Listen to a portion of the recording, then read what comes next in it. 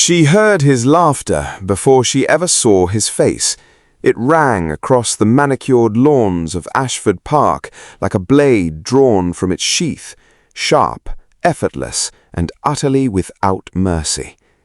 Miss Eleanor Ashworth stood at the top of the stone steps, her fingers curled around the worn strap of her travelling bag, and she knew with absolute bone-deep certainty that the laughter was directed at her.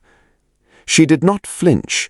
She had been taught long ago that the cruelest thing one could do to a man who wished to wound you was to refuse to bleed. But oh, how it stung!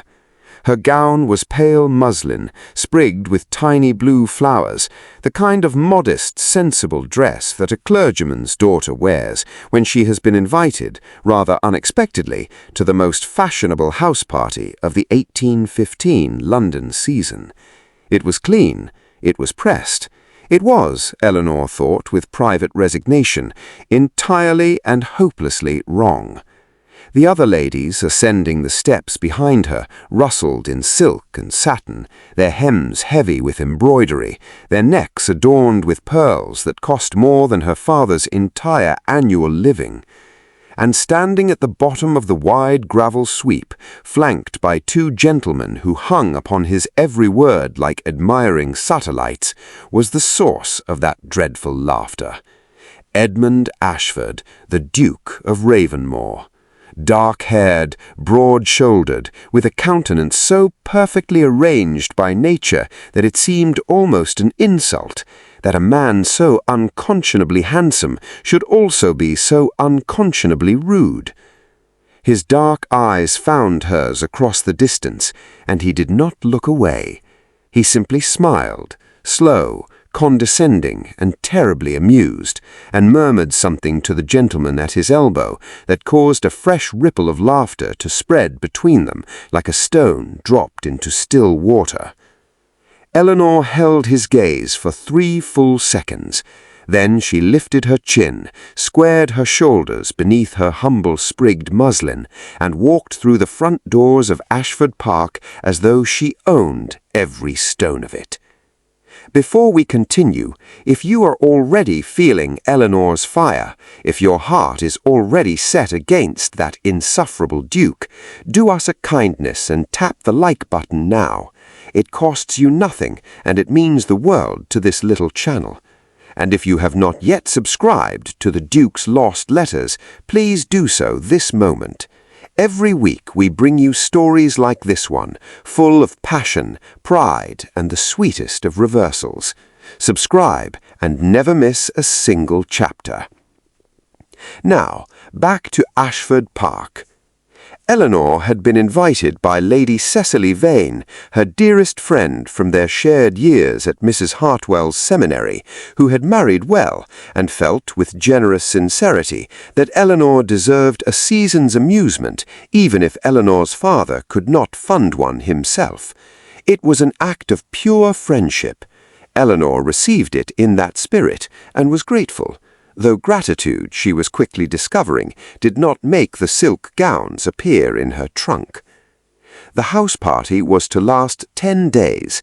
It would include dinners, assemblies, morning rides, and, the centerpiece of the entire gathering, a grand archery tournament on the 7th afternoon, a fashionable entertainment that all of polite society had decreed quite the thing. Eleanor had been shooting a bow since she was 9 years old. Her father, who possessed more learning than income, saw no reason to deny his daughter the same pursuits he offered her brothers, and so Eleanor had grown up with muddy boots and steady hands, reading Latin in the mornings and practicing at the archery butt in the afternoons. She had not thought of it as any great accomplishment. It was simply something she did, as naturally as breathing, as quietly as prayer. She did not mention it, not at dinner the first evening, when the Duke sat at the head of the long mahogany table and held court with the ease of authority of a man who had never once doubted his welcome in any room on earth. Not when Lady Harrington asked each guest what entertainments they most favoured, and Eleanor answered simply that she enjoyed reading. Not even when, on the second morning, she overheard the Duke remark to his cousin that it was a pity some guests had been invited more out of sentiment than suitability. She understood with crystalline clarity that Edmund Ashford, Duke of Ravenmoor, had decided on first glance that she was of no consequence whatsoever. It was, she reflected, walking alone through the long picture gallery that evening, the most liberating thing anyone had ever done for her. A man who does not see you cannot guard himself against you. The days passed in the manner of such gatherings, beautiful on the surface, complicated beneath. Eleanor read in the mornings, walked with Lady Cecily in the afternoons, and endured the evenings with quiet, steely composure. She was not without admirers. Mr. Beaumont, a pleasant young baronet, sought her conversation at every opportunity, but it was the Duke she found herself watching, studying almost, in the way one studies a complicated piece of music before attempting to play it. He was not, she concluded reluctantly, simply a vain and careless man. There were moments, a word spoken gently to a nervous young footman, a rare and genuine smile directed at his elderly aunt, that suggested depths he preferred to keep beneath the glittering, arrogant surface he presented to the world. It did not excuse him, but it made him considerably more interesting. And then came the 7th afternoon. The lawns had been arranged with exquisite care. Coloured banners snapped in the warm summer breeze. Ladies in their finest afternoon dresses gathered in clusters of animated conversation, their parasols tilted against the August sun. Gentlemen who had never held a bow in earnest did so now with theatrical confidence. The Duke, Eleanor noticed, was quite genuinely skilled. He released his arrow with the relaxed authority he brought to everything, and it struck clean and close to the centre. Applause rose from the assembled party. He accepted it with a modest, handsome nod. Then he looked at the list of remaining competitors, and his eyes landed on her name, Miss Eleanor Ashworth. Something shifted in his expression. Surprise, fleeting, quickly masked.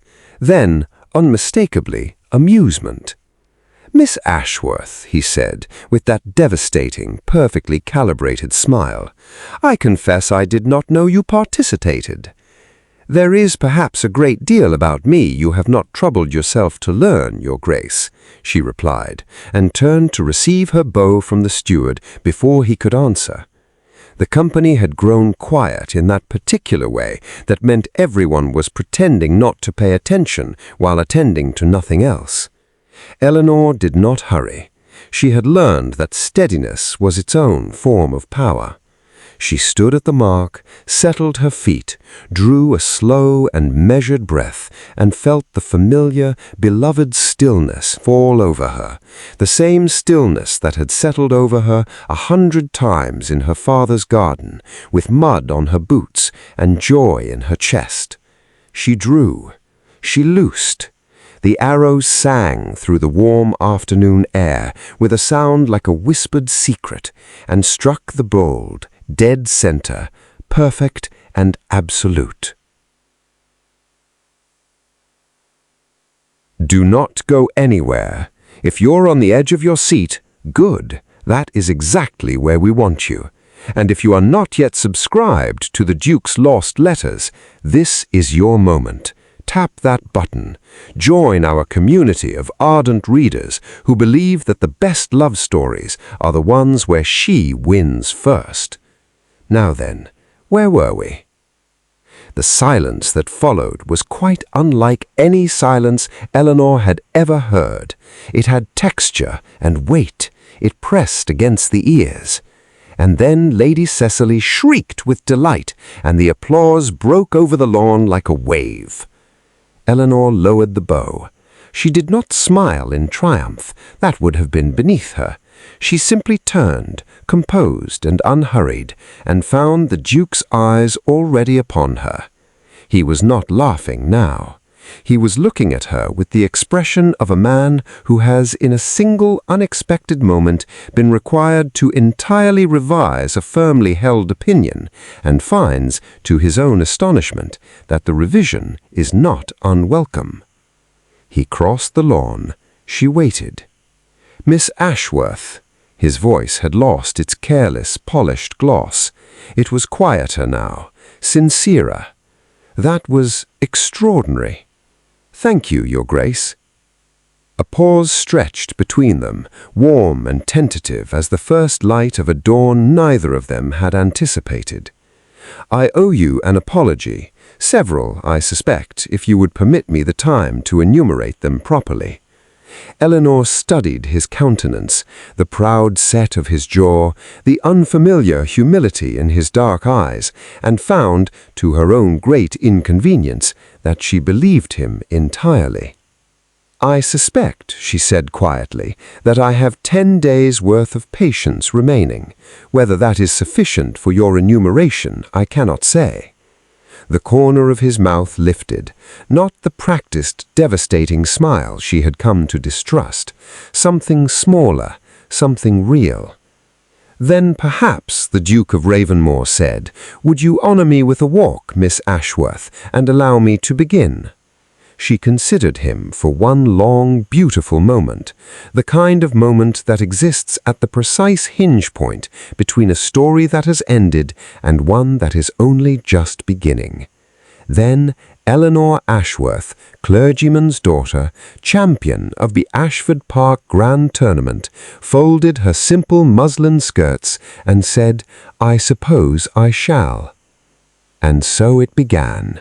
Not with silk, nor with pearls, nor with any of the glittering currencies of that gilded world, but with a single perfect arrow and the quiet, unshakable dignity of a woman who had always known her own worth and simply waited for the world to catch up. Thank you, dearest listeners, for spending this evening with us at the Duke's Lost Letters.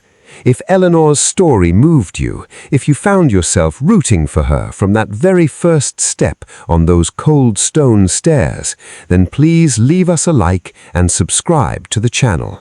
Your support keeps these stories alive. We will see you next time when another letter is opened, another secret revealed, and another heart, against all odds, finds its way home. Until then, good night.